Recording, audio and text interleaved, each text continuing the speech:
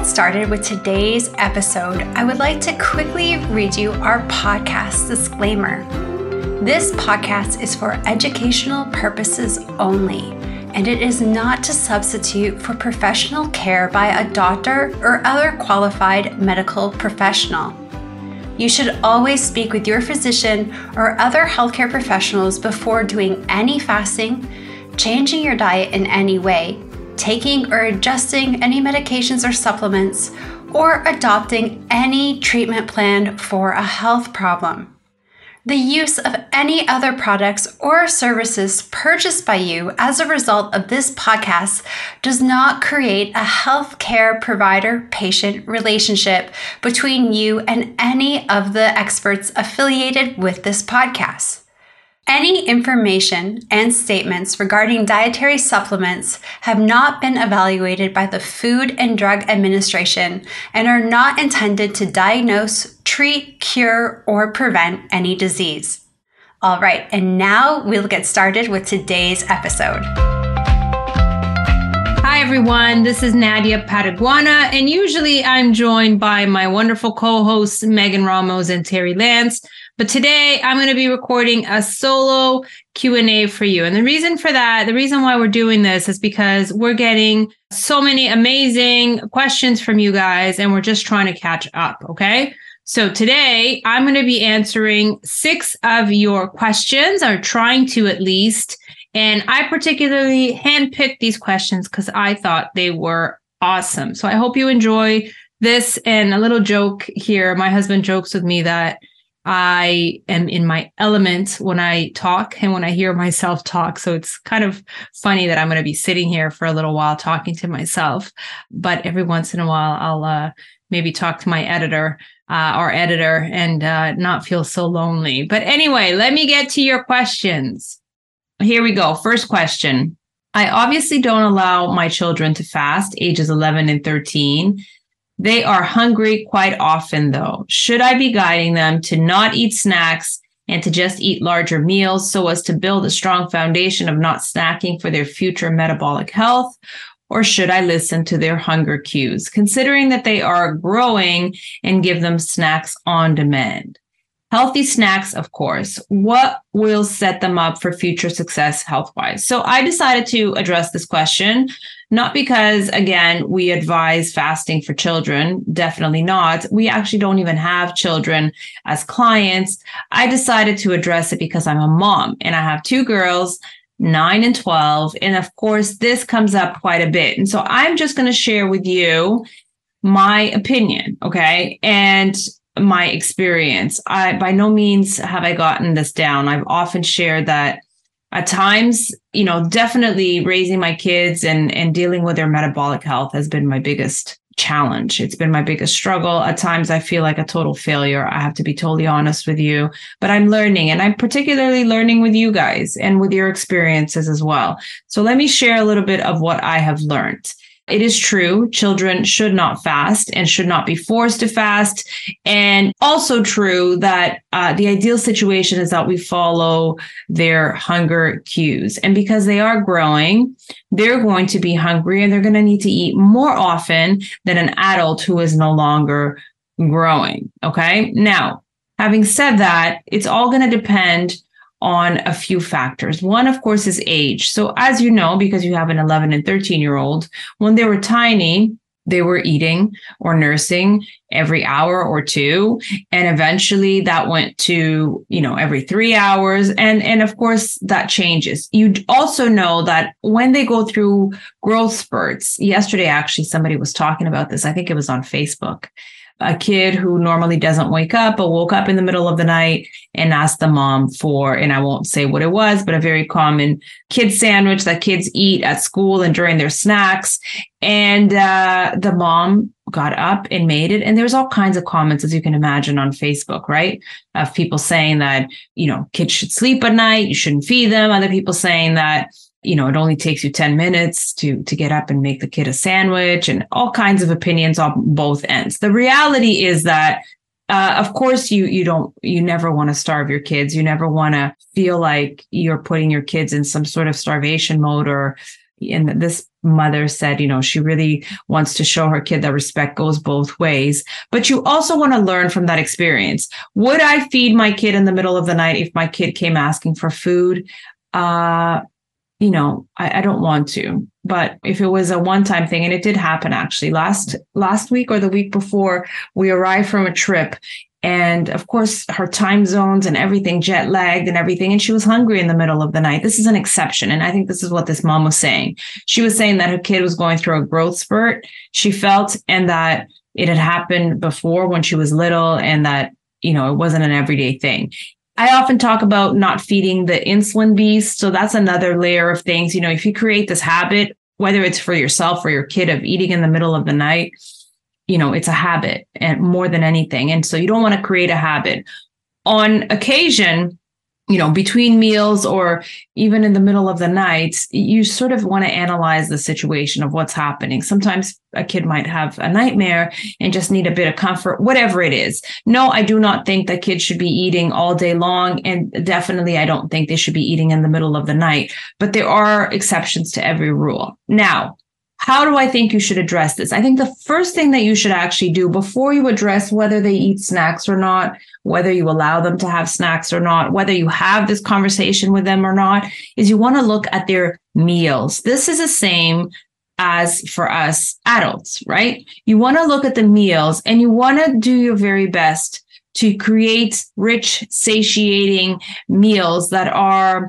And I won't necessarily, again, say that kids need to go low carb, but do keep in mind that the more whole foods, real foods, more protein, and appropriate amounts of fat that you put in the meal. And for that to happen, in order for your kid to eat more protein and more appropriate fat, you may have to address how much of the other things are there that are just filling them up for the moment and then making them hungrier a couple of hours later. So I think the first thing to do is to not necessarily give them larger meals, but to give them richer, more satiating meals. We do know that protein and fats, so amino acids particularly, and fatty acids are essential, meaning the body can't make it up itself. So you should focus on how you can modify the meal to make it more satiating, and then just look at their reaction, right? They're less likely to want to eat more often if their meals leave them feeling fuller longer.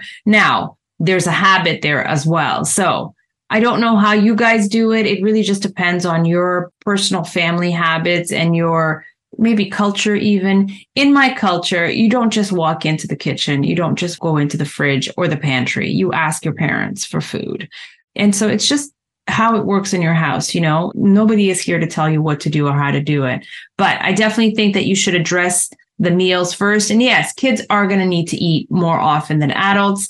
And ideally, you do want to go based on their hunger cues. So you want to make sure that you feed them as best as you can so that their hunger cues also change. Okay, I hope that was clear.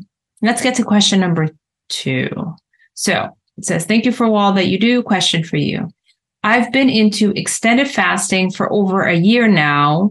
And one thing that I have noticed is I suddenly have all of these food intolerances that I hadn't had before or hadn't had since I was a little girl. As a child, I was lactose intolerant.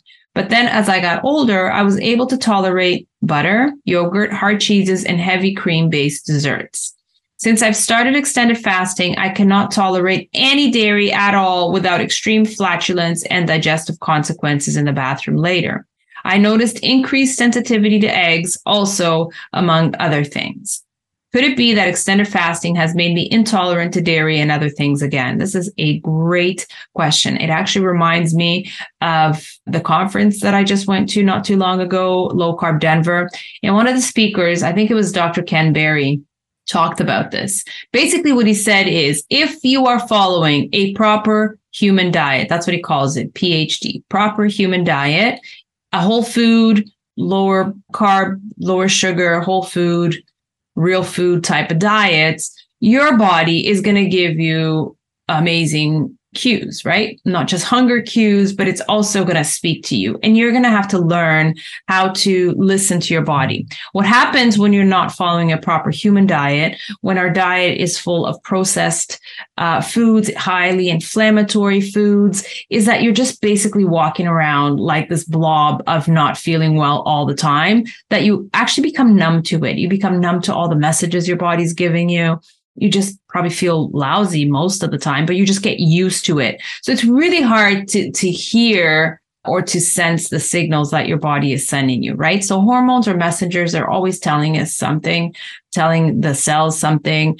But sometimes you're in such a bad state, such a highly inflammatory state, that you don't really even notice it. I mean, you might notice the aches and pains, unfortunately, of inflammation as you get older, but I think for a while, we're just kind of numb to everything if we're eating this very highly processed diet.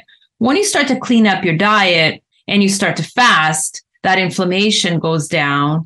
And then it's so much easier and the messages are so much more clear. So if you actually do have intolerances, and if you had these as a kid, it's no shocker that you would still have an intolerance to these things or even an allergy to certain things. But again, you just weren't able to hear these messages before.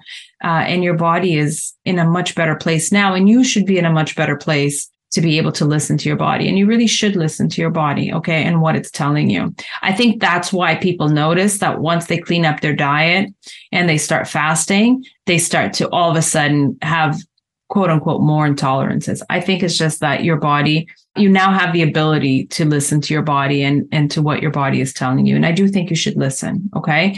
I think that it is possible that as you become less and less, as the insulin goes down, as the insulin resistance gets reversed, as the inflammation goes down, that over time, you actually may have less sensitivity. So you may be able to tolerate certain carbs, dairy, and eggs again in the future if your insulin resistance goes down. So you become a lot more sensitive, a lot less resistant. And I think as the inflammation goes down, you actually do react less to certain things. Okay. So give it time. The extended fasting is therapeutic. All right. So go through that healing and then see how your body reacts in a few months. Okay.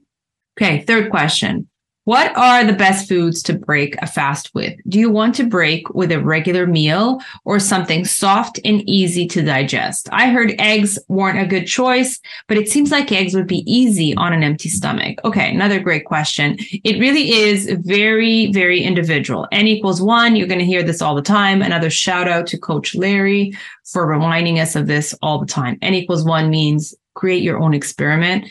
N is the number of people in the experiment, and 1 is that one person being you. Okay. This is all about you. Take all the information that you can out there and then individualize it and take the stuff that makes sense to you. So some people, based on their experience, their N equals 1, have realized that they cannot break a fast with a regular meal because then they'll have digestive concerns. And so they have to maybe, and there's a lot of different recommendations on how to break a fast depending on what your symptoms are. For example, if you're somebody who has very, very loose stools when you break a fast, something that we found to be quite helpful is to have chia seeds in water about 30 minutes before you have your regular meal. And that seems to help bulk up the stools so that when you break your fast, you may still have a bowel movement, but maybe it's not as loose. Okay.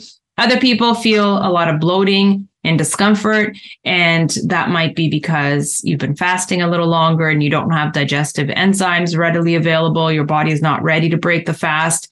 And so for that, you can also break your fast in 2 parts. So maybe you start with some higher fiber type of veggies with a little bit of olive oil, wait half an hour, and then have your regular meal. That might help quite a bit.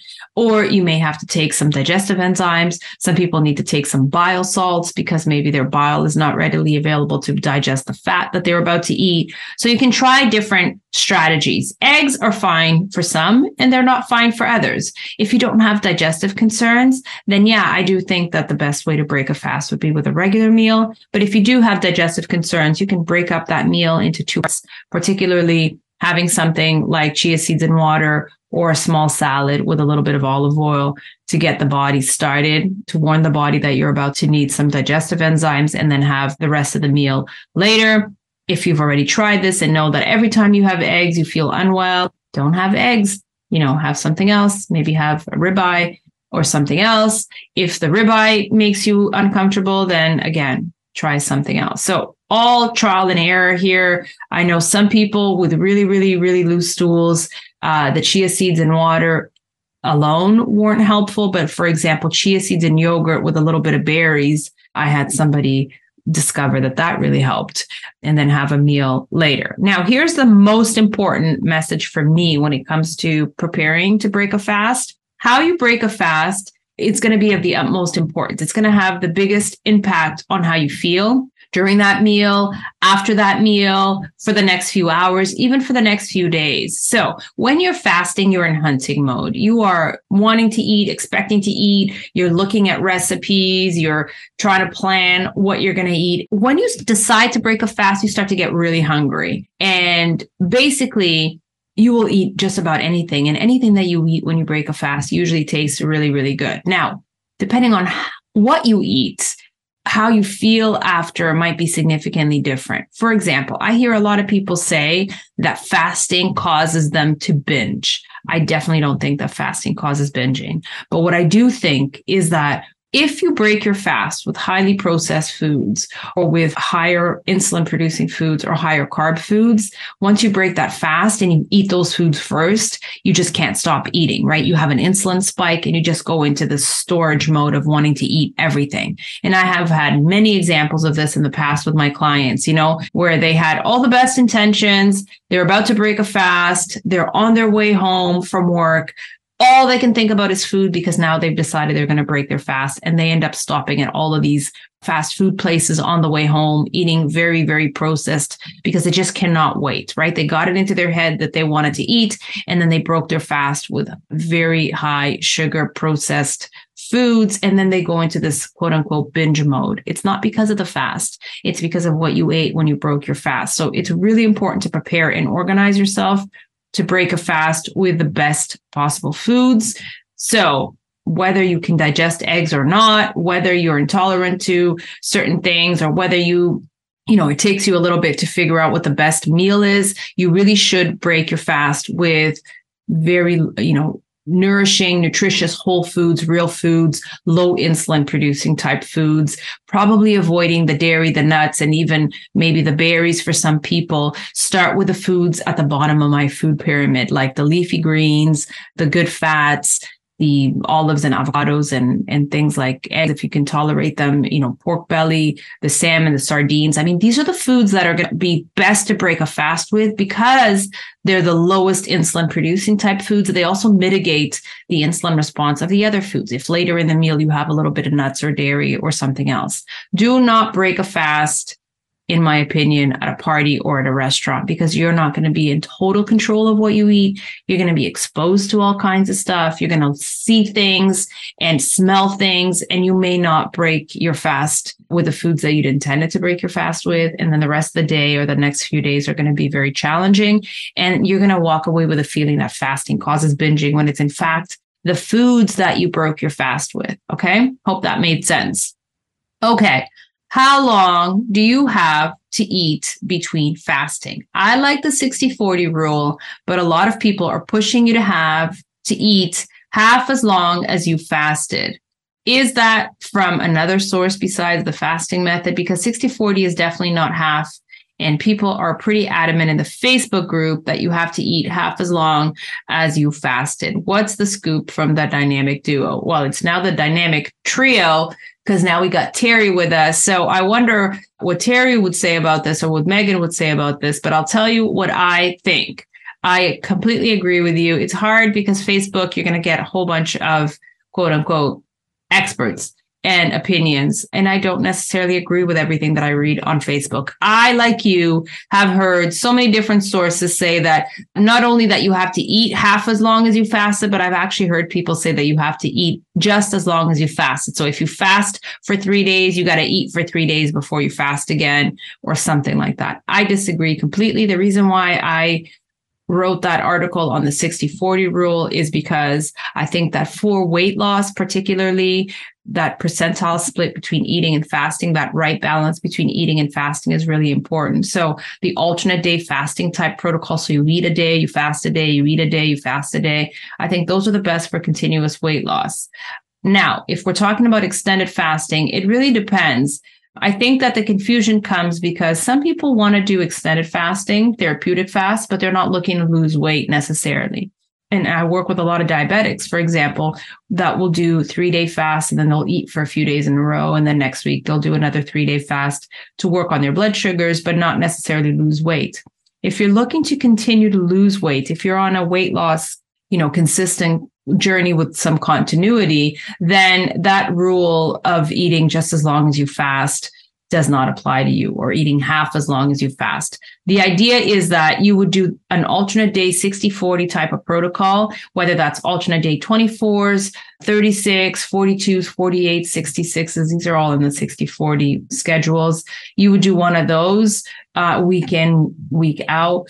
And every once in a while, if you want to throw in a therapeutic longer fast, like a 3-day or a 5-day fast, like once a month, for example, for that extra punch, you would follow that up with another 60-40, another alternate day fasting protocol. So again, you would fast for 3 days, let's say, you would eat for a day or a day and a half. And that's not because it's half of how long you fast. It just depends on what protocol you're doing. Because if you're doing the 48s, for example, you would eat 1 meal on the day that you break your fast, 2 meals the next day, and then you would fast. Whereas if you're doing the rolling 42s or the alternate day 42s, the 342s, then you would eat 2 meals on the day you break your fast, and then you would fast right away the next day. And then you would eat 2 meals. And so that's regardless of whether or not you did an extended fast or not. If you want to do an extended fast for that extra punch, but you want to continue to lose weight, or go back to your alternate day 60-40 protocols, then you would eat 1 day or a day and a half and then fast again. What I'm not a big fan of is people eating only 1 meal and then fasting again. So for example, let's say you're doing an alternate day, but your eating day is 1 meal and then you fast an entire day and then you eat again 1 meal. I don't think that's a good balance. Okay, so the fifth question is, I've been doing OMAD. So OMAD is an acronym that stands for 1 meal a day for the last 4 months. And my hair is falling out. I mean, a lot. Also, my periods are now very long and heavy bleeding. What is happening and what can I do to fix it? And my anxiety is through the roof, waking up in a panic every morning. Okay, so I picked this question because even though I cannot give medical advice, and a disclaimer, of course, we're not here to give medical advice, I thought that this was important to use this opportunity to talk a little bit about this, okay? So when I read this, what I'm sensing is that your body is clearly trying to tell you something. In fact, your body is screaming at you in every way that it possibly can by signaling that something is wrong, okay? Something is very, very wrong, clearly hormonal, and that you should definitely go to visit your doctor, okay? So in every way possible, your body is trying to tell you that, hey, something is off, okay? Particularly hormonally, something is off.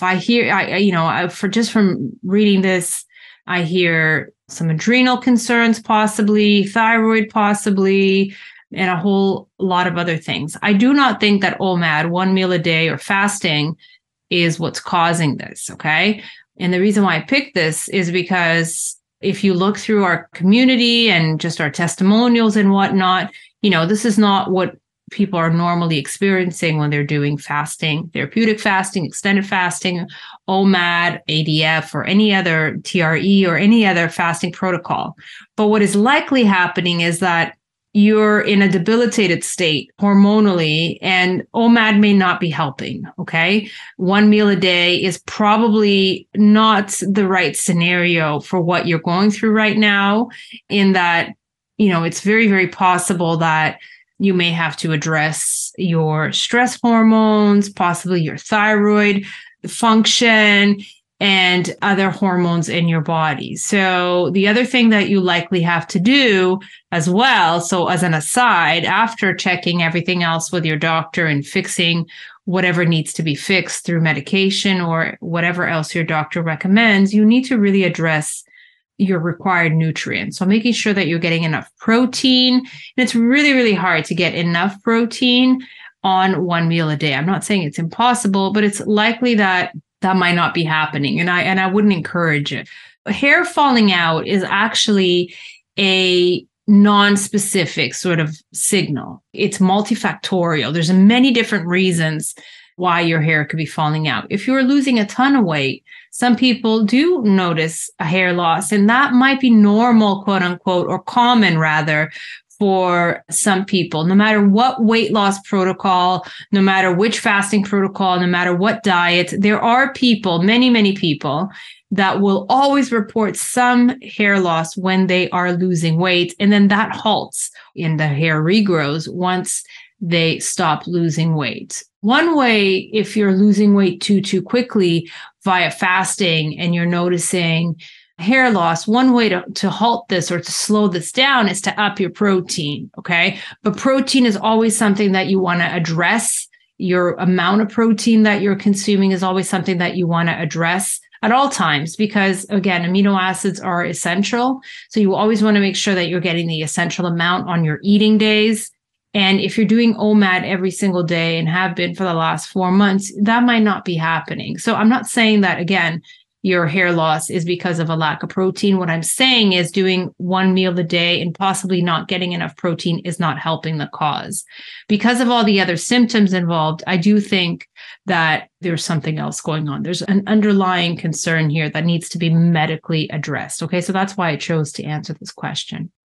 Okay, so let me get to the last question here. Thank you for everything that you do. What do you think about taking beef liver supplements to obtain electrolytes? You recommend taking electrolytes as needed, but how would our ancient ancestors have obtained salt and magnesium? Wasn't it through consuming animal organs? These are not a part of most people's diets. I also can't stand just eating salt, but I've experienced the benefits of doing so while fasting. I've tried eating liver and heart, even mixed with beef, and can't handle that either.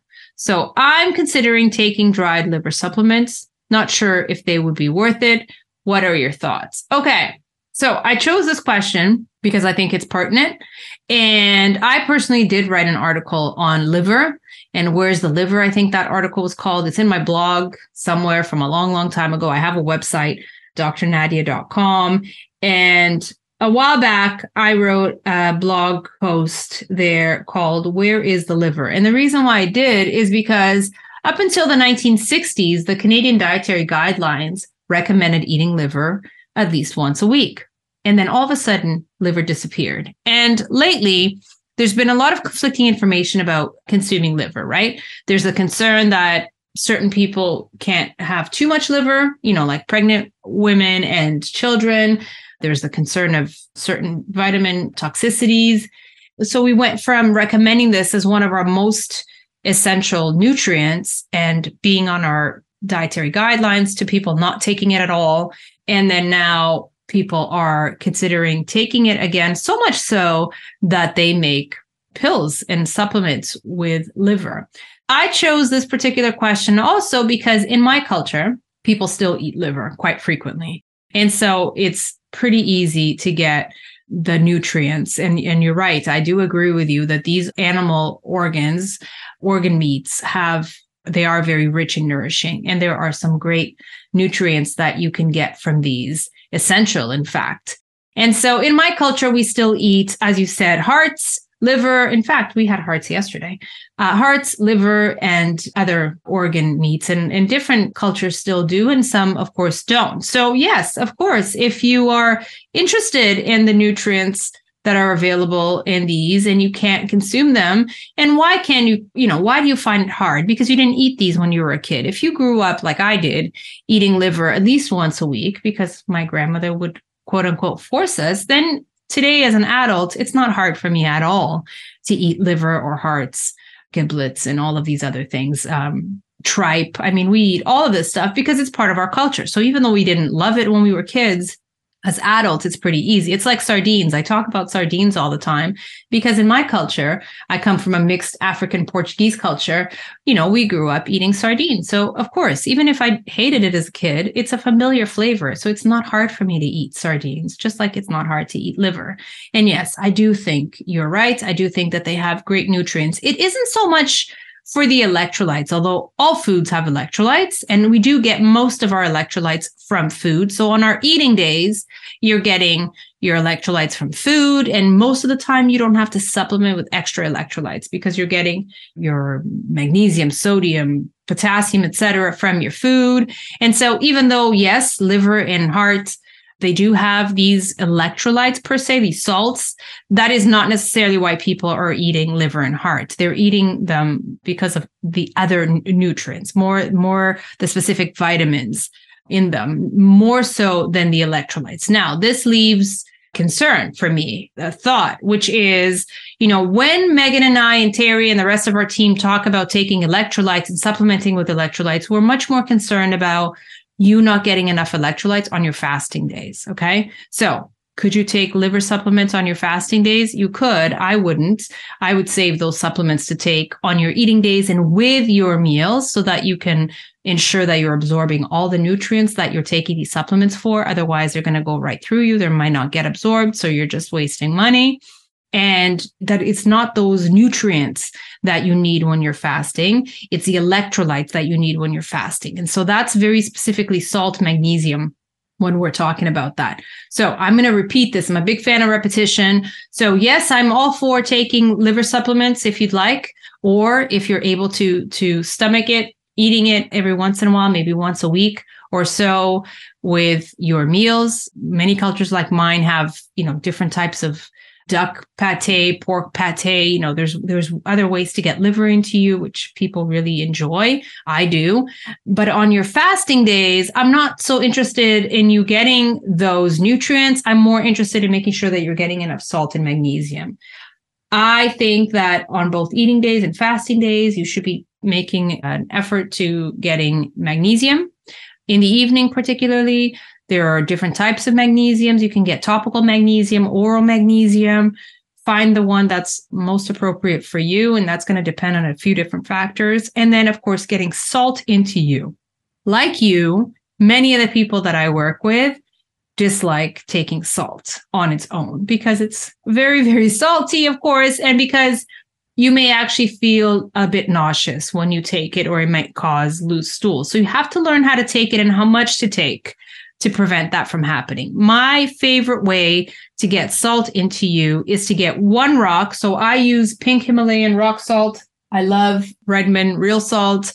And I like to take a very small amount. So when I'm saying very small amount, I mean like one rock of salt under your tongue. Okay. The sublingual transport under your tongue is critical because it goes straight into your circulation. It bypasses your gut. So it's one rock of salt under your tongue about every hour while fasting. And the reason why that's important is, number one, it has to be a very small amount. If you try to take more than that, like if you forget to take your salt and you try to take a whole bunch when you're already dehydrated or have a headache or any other symptom of dehydration, that salt is going to flush right through you. It's going to go through you. You might get diarrhea. You'll definitely get nauseous and you're going to hate it. So don't take a whole bunch at once.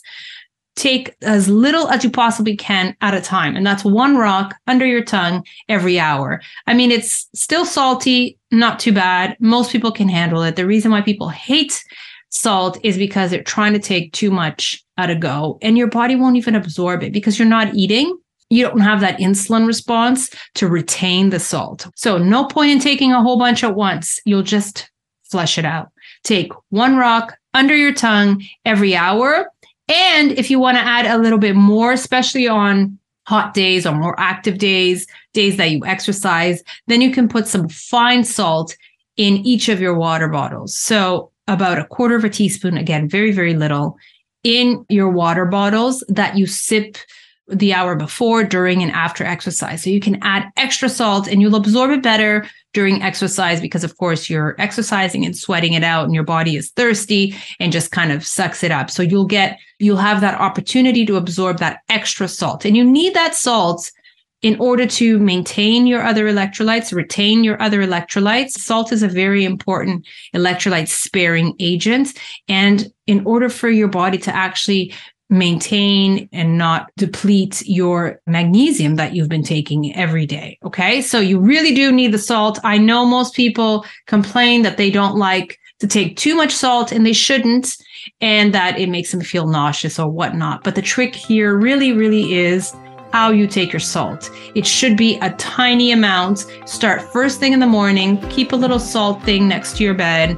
Keep another one at work with you in your car, and just remember to take one rock under your tongue every hour. All right? Hope that helps. All right, everyone. I really enjoyed doing this solo Q&A, even though I miss Megan and Terry very much, but I'll be back here with them very, very soon. Happy fasting, everyone. Take care.